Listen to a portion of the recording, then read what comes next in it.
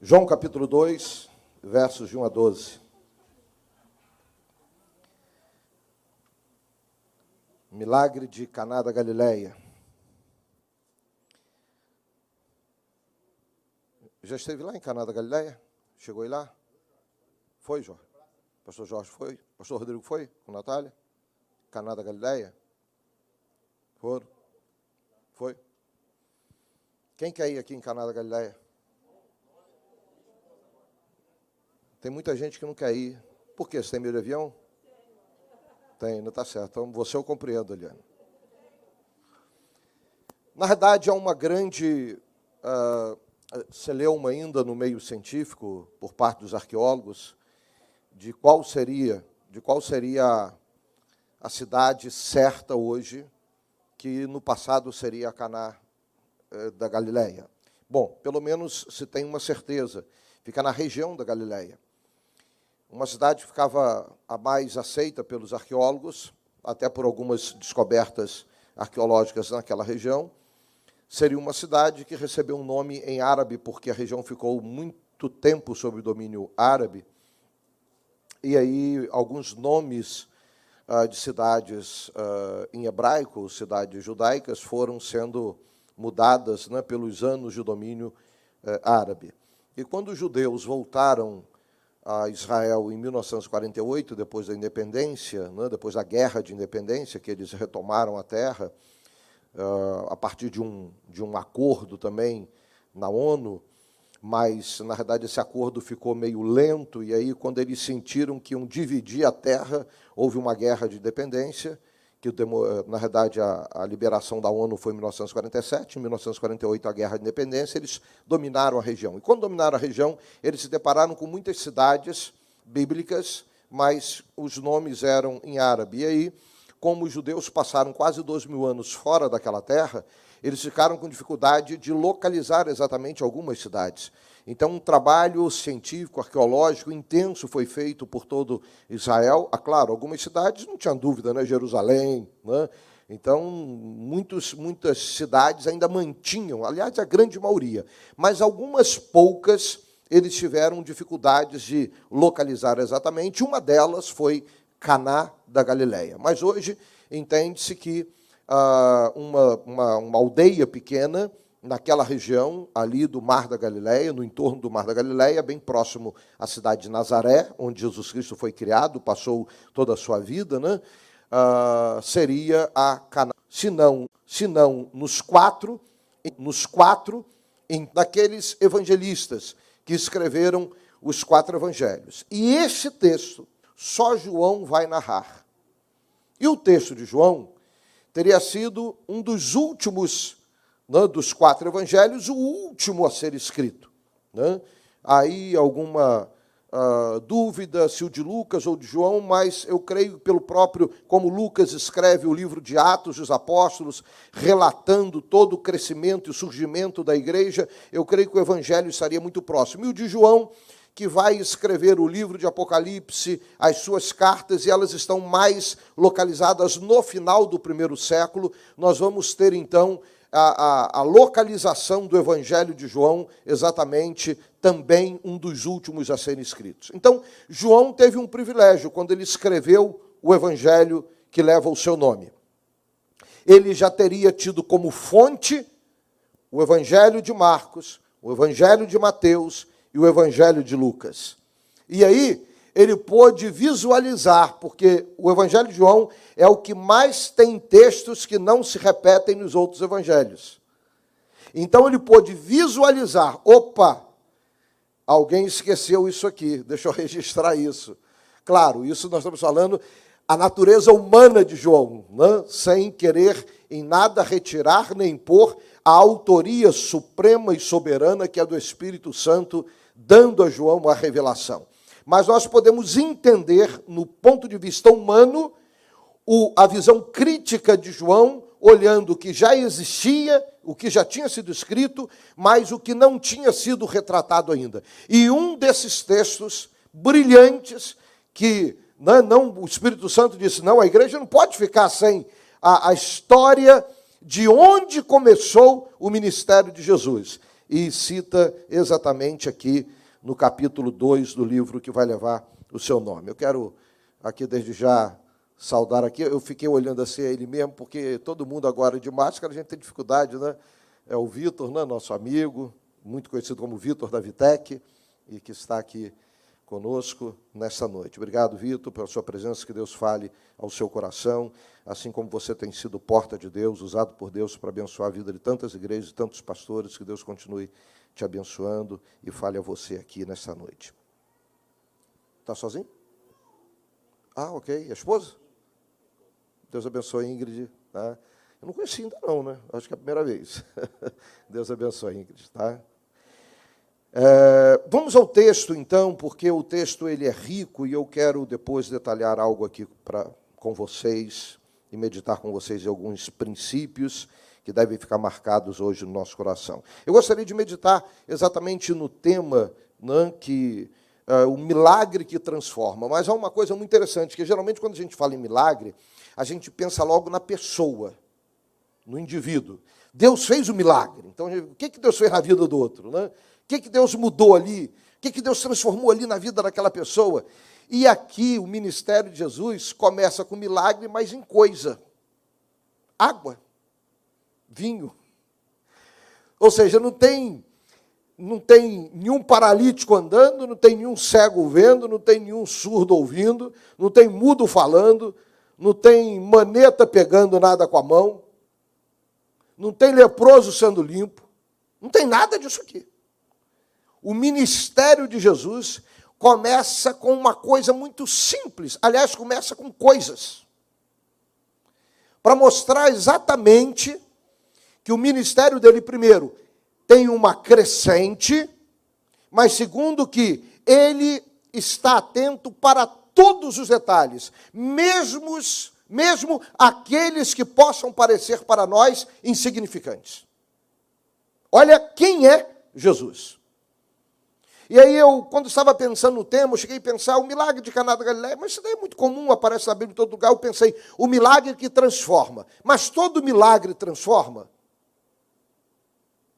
Geralmente sim, só que o que Jesus quis deixar marcado no início do ministério dele foi exatamente essa palavra. Não necessariamente o milagre, mas a palavra transformação.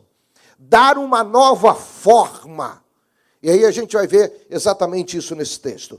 E ao terceiro dia fizeram-se umas bodas em Caná da Galileia. E estava ali a mãe de Jesus, Maria. E foi também, então, bodas, né? Bodas é festa. Geralmente esse nome é dado para a festa de casamento, dentro da cultura judaica. E foi também convidado Jesus e seus discípulos para as bodas. Preste atenção na importância dessa festa. Mostra o texto que Jesus não foi o primeiro a ser convidado, nem os seus discípulos.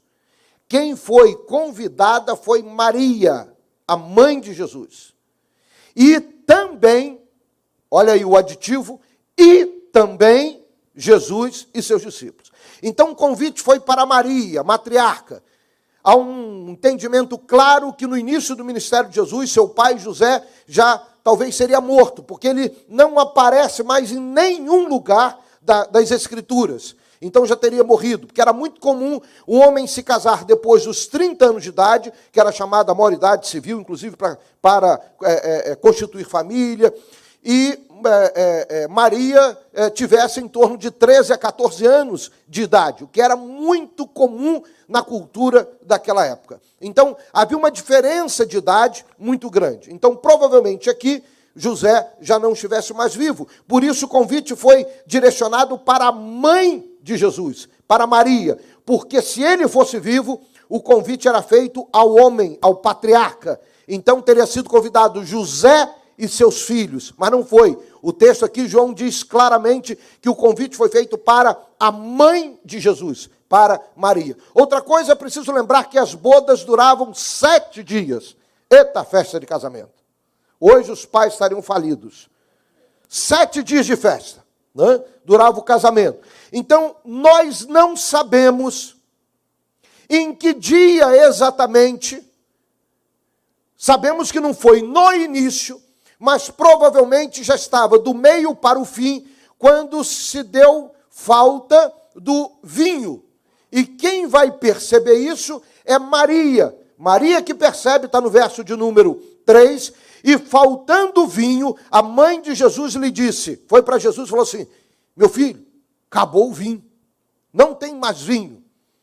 Para ter chegado até Maria o anúncio de que o vinho tinha acabado, Maria era uma pessoa importante para a estrutura daquela festa, porque para ela ficar sabendo que o vinho tinha acabado, era comum que nas bodas, naquela época, quando duravam 7 dias, então era muito previsível o faltar de alguma coisa, seja bebida, seja comida, alguma coisa poderia faltar, né? Porque você não tinha muito controle sobre a quantidade de convidados que iria aparecer em 7 dias de festa. Então, os amigos mais próximos, eles compartilhavam. E acabou o cordeiro, e acabou o vinho, e acabou o carvão. Então, os amigos próximos, eles compartilhavam, porque os amigos corriam e iam buscar, então, aquilo que estava faltando. E Maria chega para Jesus e vai dizer, olha, acabou o vinho da festa. Então, ela era uma das amigas daquela festa que estava acontecendo, para que isso fosse transferido, a notícia fosse dada a ela, e ela passasse a notícia para o seu filho Jesus. E aí vem uma declaração, que é uma declaração um pouco rude, e alguns nem gostam muito de usar esse texto, né? Disse Jesus, então, para a sua mãe, para Maria, mulher, que tenho eu contigo, ainda não é chegada a minha hora. Então, deixa eu colocar algo aqui para você. Primeiro, no original, a melhor tradução desse texto é mulher, ou seja, Maria, mãe, o que eu e você temos a ver com a falta do vinho? Isso não é responsabilidade nossa, mas é de quem preparou a festa. Então, na realidade, ele não está chamando a atenção da sua mãe, ele não está desrespeitando a sua mãe, ele só está dizendo, mãe, tudo bem, faltou o vinho, a senhora está me dando a notícia. Eu até entendo, a senhora é amiga aí da dona da festa, aí, dos donos aí, mas nós não temos nada a ver com a falta do vinho, não é um problema nosso. E aí ele sinaliza, ainda não é chegada a minha hora. Ora, mas o texto, logo depois, vem ele fazendo milagre. Porque o texto continua e diz, sua mãe disse aos serventes, fazei tudo quanto ele vos disser. Parece que o texto não casa, né? Mas exatamente o que Jesus está dizendo é, mãe, eu e a senhora não temos nada a ver com a falta do vinho. Outra coisa, mãe, o meu momento ainda não chegou, mas a festa durava quantos dias? Ia chegar durante a festa. E aí Maria vai aos empregados e fala, ó, fiquem atentos, que vai chegar a hora que vai acontecer um negócio aqui diferente, que é a hora do meu filho. Está vendo aquele ali? Ó? É ele. Então fique atento. O que ele mandar vocês fazerem, façam. É isso que o texto está dizendo. Não tem desrespeito a ninguém. Não tem falta de tolerância com sua mãe. É simplesmente isso. O problema da falta do vinho é de quem preparou a festa. Tudo bem, eu sei que a senhora é amiga aí, tá? A minha hora não é essa, mas a gente tem alguns dias pela frente ainda na festa. Maria entendeu, foi aos serventes, olha, fiquem atentos, aquele ali é meu filho, fiquem ligados, que vai chegar um momento que alguma coisa vai acontecer e o que ele mandar vocês fazerem, vocês façam. Ficou mais claro o texto? Ok. E estavam ali postas 6 talhas de pedra. Quem tem mais de 40 anos, 50 anos, sabe que é talha, né? Agora você fala isso para minha neta aqui. Sueli não sabe o que é talha. Sabe, Sueli? Talha. Não é marida da telha, não. Talha.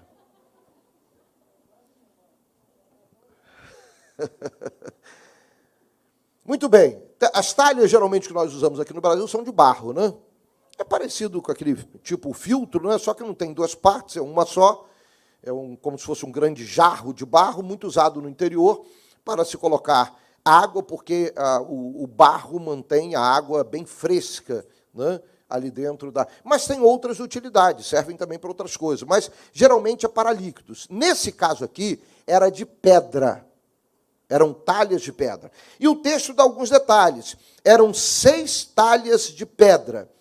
E essas talhas tinham uma finalidade. Elas eram colocadas à porta da casa, na entrada da casa, para a purificação dos judeus. Eles tinham um hábito de purificação. Geralmente os povos do Oriente têm alguns hábitos voltados para isso. Os árabes também têm. Mas os judeus usavam para lavar as mãos, lavar os pés e também uma outra parte lavavam o próprio rosto. E dependendo do tamanho da talha, ele entrava dentro da talha. Ele se banhava. Se ele não tivesse feito ainda o banho de purificação, que era diário, era o batismo dos judeus, que era mergulhar na água. Daí veio o batismo de João Batista, o batismo em nome de Jesus Cristo, né? Da mesma prática. Algumas talhas grandes serviam para eles entrarem dentro. Então, se chegasse alguém ali, numa festa, e hoje eu não passei pelo batismo da purificação, então ele procurava a talha maior, entrava dentro da talha e mergulhava dentro da talha. O problema é que, geralmente, os lugares de batismo não deveriam ser dessa forma, porque ele não podia usar uma água entrar e sair pelo mesmo lugar, tinha que sair por outro. Mas alguns estudiosos acham que eles colocavam talhas ali também para isso, para que entrassem dentro. A verdade é que essas talhas eram grandes, porque diz o texto que cabiam de 2 a 3 metretas, ou em algumas traduções, almudes. Era uma medida líquida. Um almude ou uma metreta equivalia a 39, não sei o quê, mais ou menos 40 litros. Então, uma talha de 2 metretas era, e diz o texto aqui, que quando Jesus mandou encher, falou assim, verso 7, disse-lhe Jesus, encheia de água essas talhas, e encheram-nas até a boca, até em cima. Então usaram a potência, né, máxima daquela talha. Então vamos pensar em 40 litros. Mas se são 6, e fala aqui que cabiam de 2 a 3 metretas, então vamos fazer uma média. Que 3 fossem de capacidade de 2 metretas e 3 de 3 metretas. Então, em 3 talhas caberiam 80 litros e nas outras 3 caberiam 120 litros. Então, quando nós pegamos 240 por 360, não é isso? 240, as 3 talhas de 40 litros. Né? É isso mesmo? 80, 24, 240 litros. E 3 talhas de 120 litros, 360 litros. 360 mais 240, 600 litros. Aliás, essa talha de 120 litros dava para alguém entrar dentro. Dependendo do tamanho dela, da boca, né, dessa talha. Mas vamos esquecer aí para que ela servia. Né? Aqui está dizendo que era para a purificação dos judeus. Bom, nós temos cerca de 600 litros de água. Vamos pensar no que Jesus transformou naquele dia. Porque o texto diz que, verso 7, enchei de água essas talhas e encheram-nas até em cima. Verso 8, e disse-lhes, tirai agora e levai ao mestre-sala. Então pegaram, imagine aquelas talhas de pedra cheias de água. Então, aqueles homens pegaram as talhas e levaram para aqueles que serviam o vinho na festa. Os garçons, chamado aqui de mestre-sala. E levaram. E logo que o mestre-sala provou a água feita vinho, não sabendo de onde viera, se bem que o sabiam os serventes que tinham tirado a água, chamou o mestre-sala, o garçom responsável, o esposo, né, ou esposa, aquele que estava casando, e disse-lhe: todo homem, quando faz uma festa, ele primeiro serve o vinho bom. E quando já tem bebido bem, então o inferior. Então isso daqui deveria ser mais ou menos o meio da festa, né? Terceiro dia, por aí. Mas tu guardaste até agora o vinho bom, ou seja, o melhor, porque o garçom, o mestre de sala, não viu o que tinha acontecido. Ele não sabia que era água que Jesus tinha transformado em vinho. Jesus principiou assim os seus sinais, verso 11, em Caná da Galileia, e manifestou a sua glória, e os seus discípulos creram nele. Depois disso, desceu a Cafarnaum, ele, sua mãe e seus irmãos e seus discípulos, e ficaram ali não muitos dias. Isso daqui é um dos versos do Novo Testamento que falam, inclusive, dos irmãos de Jesus, de que Jesus não era único filho, ele era unigênito. Mas Maria teve filhos e filhas, como diz outro verso em outro texto, e esse aqui, no primeiro milagre, começando o ministério de Jesus, João fez questão de registrar que a mãe dele, os irmãos dele e os discípulos dele começaram a andar junto com Jesus. A família estava ali colada, juntinho com ele. Agora preste atenção. Vamos imaginar agora o tamanho desse milagre. Fazer um cego ver, o olho está lá, mas não está vendo por algum motivo. Jesus toca, e aí o cego passa a ver. Um surdo ouvir, o ouvido está lá, algum problema aconteceu. Mas aí Jesus faz alguma coisa, né? Abre-te, efatá, e aí o surdo passa a ouvir. Agora, olha o milagre de Jesus. A água tem 2 moléculas de hidrogênio e uma de oxigênio. H2O, o famoso H2O que todo mundo aprende aí quando começa a estudar química aí na escola, né? São as 3 moléculas. 2 de oxigênio, 2 de hidrogênio e uma de oxigênio. Composição da água. Agora, a composição do vinho. Vários tipos de açúcares, vários tipos de álcoois, plural de álcool, ácidos orgânicos, sais de ácidos minerais, sais de ácidos orgânicos, compostos fenólicos, substâncias nitrogenadas, pectinas, um tipo de fibra solúvel encontrada naturalmente em frutas e verduras, carboidratos complexos com propriedade nos vegetais para proteção, que envolve algumas sementes, compostos voláteis e aromáticos, vitaminas, anidrido sulfuroso, também conhecido como dióxido de enxofre. Foi pequeno milagre? Pegar 2 moléculas de hidrogênio e uma de oxigênio e transformar nisso tudo aqui. Se você pegar Jesus fazendo um cego que tem olho, está ali, vê, o que ele fez aqui foi muito mais complexo do que fazer um cego ver. Foi muito mais complexo do que fazer um surdo que tem ouvido ouvir. Um gago que tem língua, falar direito. Um leproso ser limpo, até porque o que está ali não é do corpo dele, então sai. Agora, você pegar 2 moléculas de hidrogênio e uma de oxigênio e transformar nisso tudo aqui. Então, em primeiro lugar, por que Jesus escolheu aquele momento para começar seu ministério? Primeiro, porque onde a família está, Jesus gosta de estar também. Aonde uma família constituída é formada, Jesus gosta de estar ali dentro daquela família. Ele é atraído por esse projeto do Pai. E aí, quando nós constituímos família, quando nos casamos e a gente vai se esquecendo de Jesus no nosso casamento, na nossa família, nós vamos ficando vulneráveis para os problemas que vão vir, porque do outro lado tem o capeta, o chifrudo, que está lá preparado para querer destruir o casamento. Não foi assim lá no início? Vamos voltar ao início. Éden, para lá, paraíso, Adão e Eva. Deus fez tudinho e falou assim no sexto dia: perfeito, vou descansar agora. Agora o Shabat, o sétimo dia é meu, porque a criação está toda perfeita.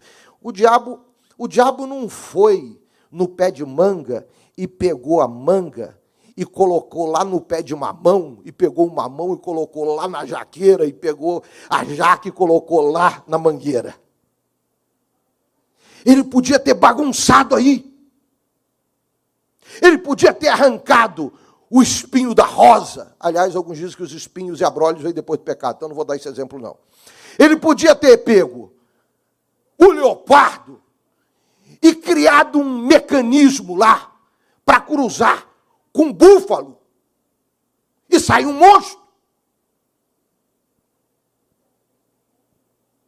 Ele podia ter bagunçado e tentado inverter e colocar mais gás carbônico e nitrogênio no ar do que aquilo que é necessário para o ser humano poder respirar. Mas ele não foi em nenhuma outra criação. Ele poderia ter ido no mar e provocado um caos no mar. Mas ele foi no casal. Ele foi na família.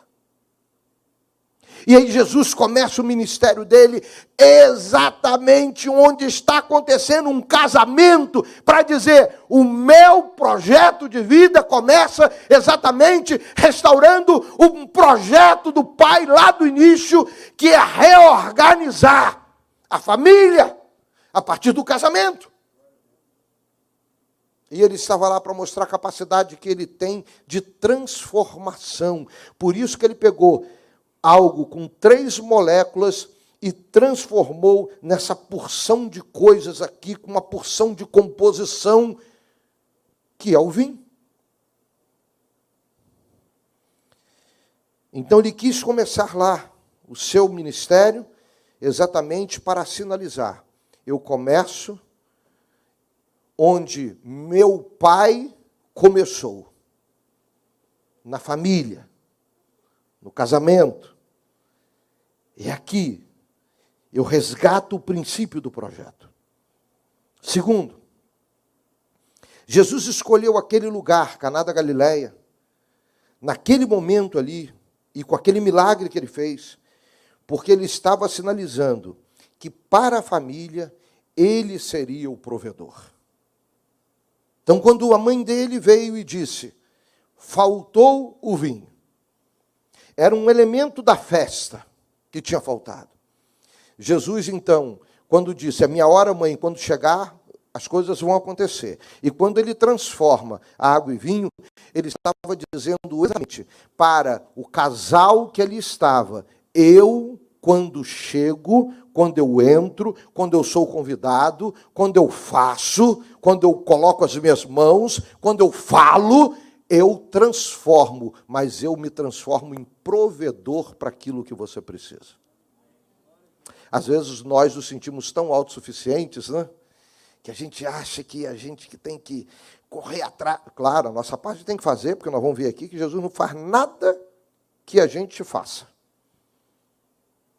Eu sempre tenho dito que a Bíblia não diz que ele é o Deus do possível, ele é o Deus do impossível, porque o possível nós fazemos. E aí Jesus estava sinalizando: eu sou o provedor. Sou eu que sustento vocês. Sou eu que, quando você não tem, eu chego com provisão.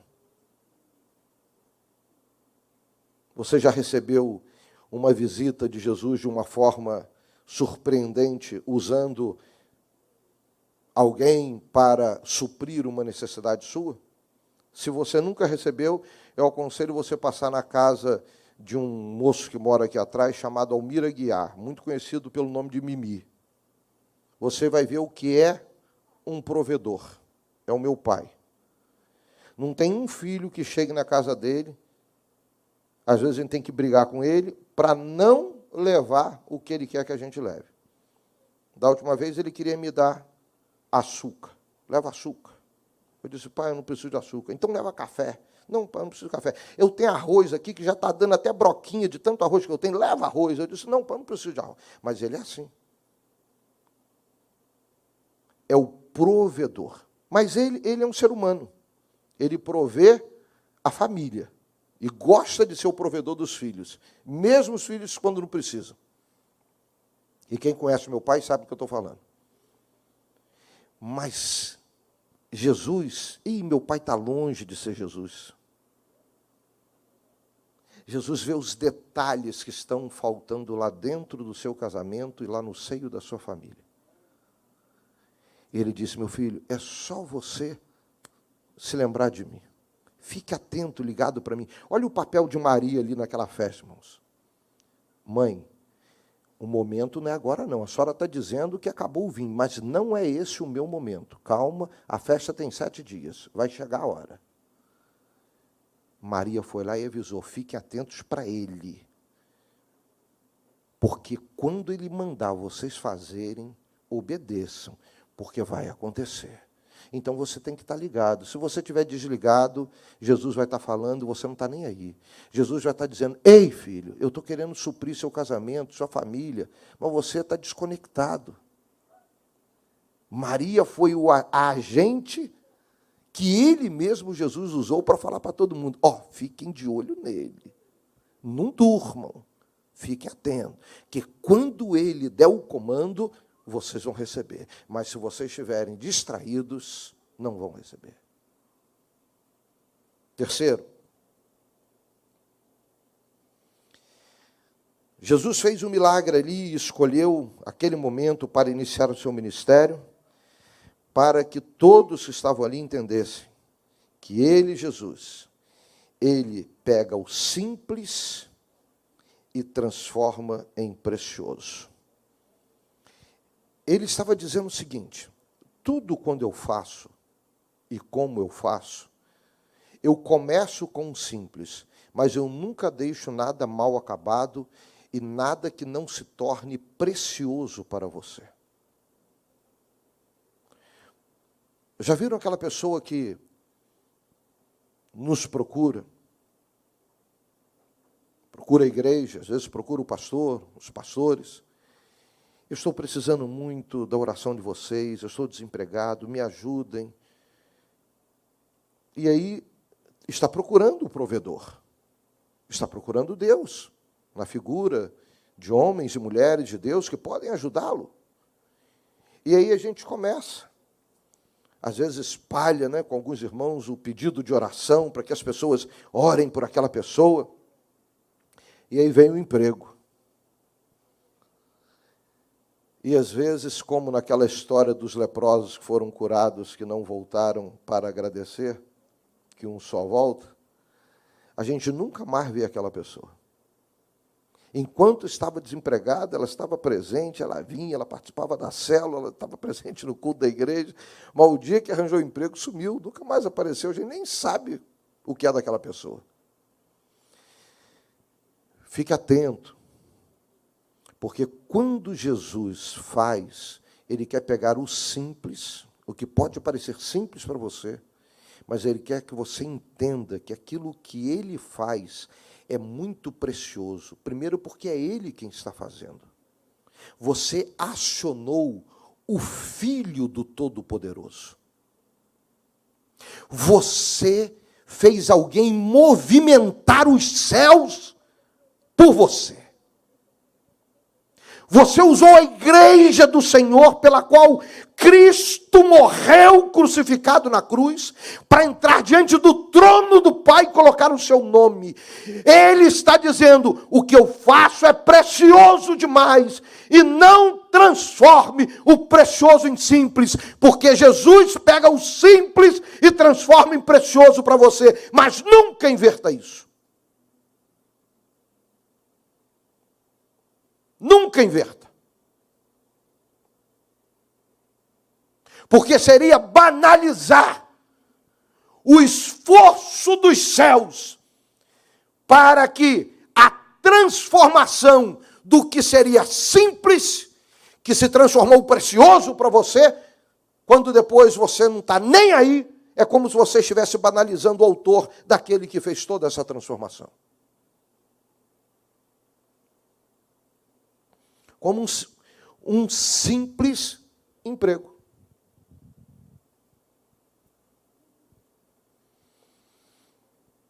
Quarto e último. Jesus escolheu Caná da Galileia para começar o seu ministério, porque ele queria revelar algo naquele dia para a sua família, para os convidados, para os seus discípulos que ali estavam, que ele, quando trabalha, ele tem poder para fazer o que o Pai fez. O que o Pai fez? Quando Deus criou terra, céus, animais, vegetais, e foi criando, promovendo toda a criação, a palavra no hebraico, o verbo no hebraico é bará. Criar do nada. Criar do que não existe. Este é um poder que nós não temos. Eu posso criar disso aqui uma venda para os olhos. Eu posso criar disso aqui uma pulseira. Eu posso criar disso aqui um coador de café. Eu estou criando do nada ou estou criando a partir de algo que já existe? Bará, só Deus, só a divindade, só o Elohim tem esse poder de pegar do nada e criar algo. E aí esse poder ele tem na palavra, por isso lá em Gênesis aparece: e disse Deus, haja isso, e surgia. Então esse poder de criar é bará. Quando começa lá, no princípio criou, a palavra está lá em hebraico, é bará. Porque ele fez do que não existia. Jesus tem poder para fazer a mesma coisa. Mas, como no ato da criação, e como eu já disse, repetindo, no sexto dia, Deus olhou para toda a criação e disse: está tudo perfeito, agora eu vou descansar. Então não tem mais que ser usado o bará. Nem o Espírito vai usar, nem Yeshua vai usar, e nem Deus vai usar. Porque a perfeição da obra foi concluída no sexto dia. Tudo que precisava existir, passou a existir. Então, quando Jesus vem não para criar um homem novo do nada. Ele pega o ser humano, contaminado pelo pecado, que precisa ser curado do pecado. Então, ele vem trazendo algo.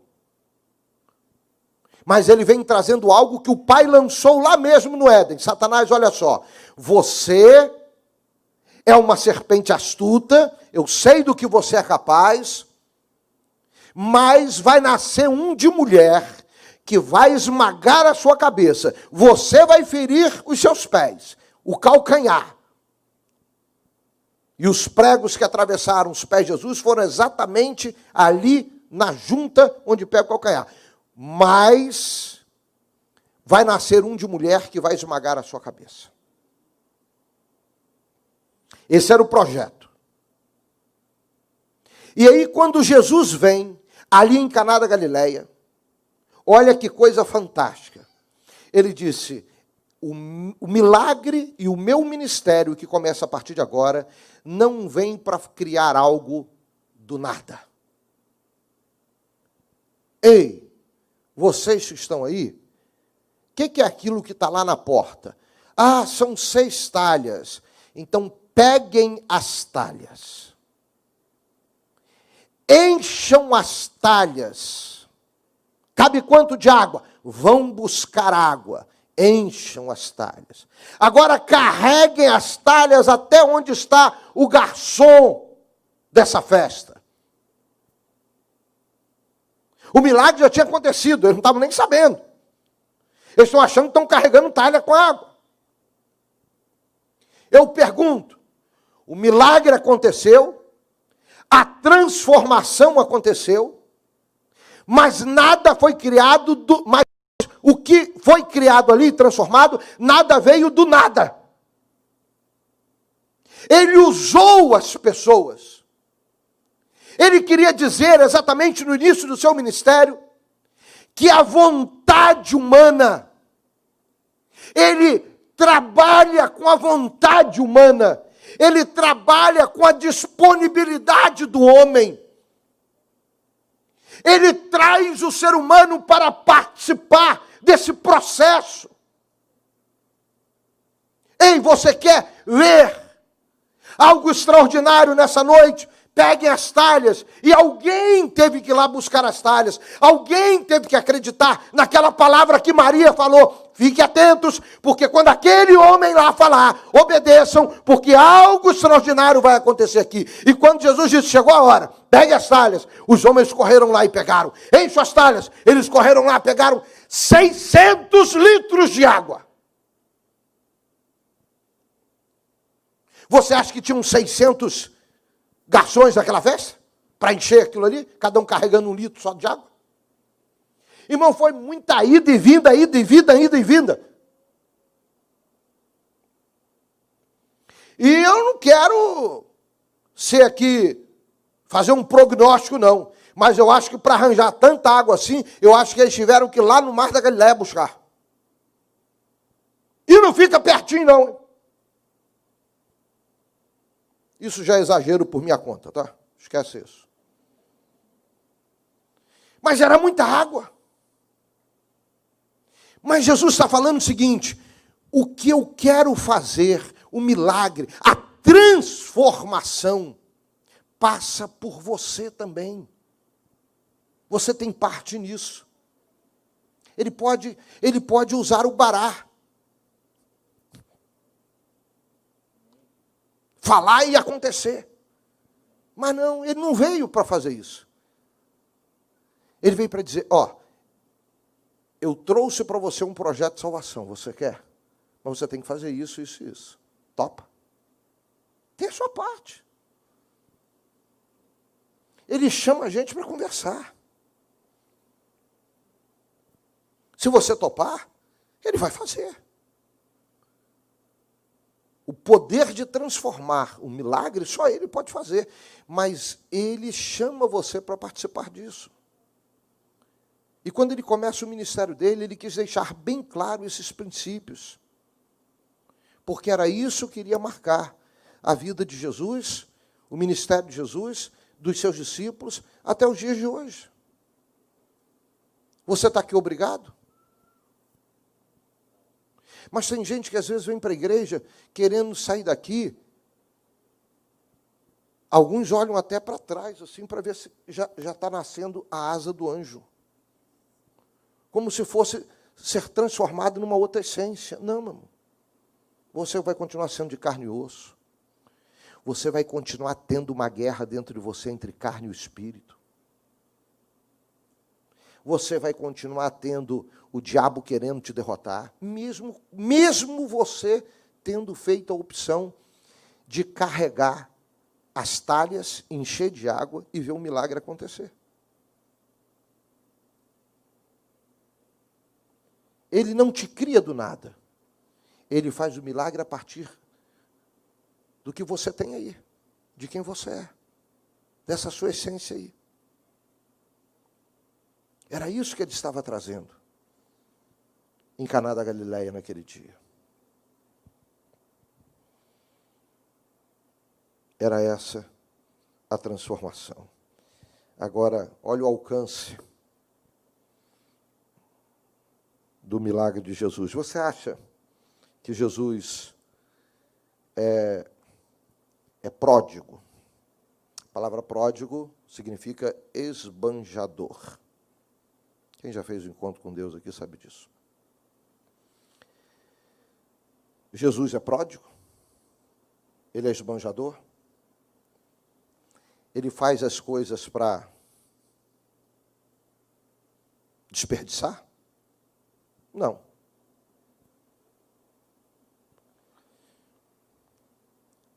Quantos litros d'água? Em média. Porque se fosse uma de 2 metretas e 5 de 3 metretas, seria muito mais quantidade. Mas fizemos uma média aí e ficamos de 600 litros. Você sabe, em média, numa festa, quando se dá uma festa, 1 litro de vinho serve, nos cálculos daqueles que trabalham com festa, 4 pessoas. 600 litros de vinho eram para 2.400 pessoas. Aquele lugar estava lotado. Ele não fez nada para esbanjar, muito menos para desperdiçar, porque ele não é pródigo. Mas ele começa o ministério dele no meio de uma multidão. E é exatamente assim que hoje nós estamos. Nós somos representantes dele aqui. As multidões estão aí fora, esperando exatamente que a gente chegue com esse poder que transforma, essa mensagem que transforma. Por isso que, se a gente acreditar no conto do chifrudo, a gente vai ficar tudo com medo. Aí a gente não sai. Aí as pessoas vão morrendo sem Jesus.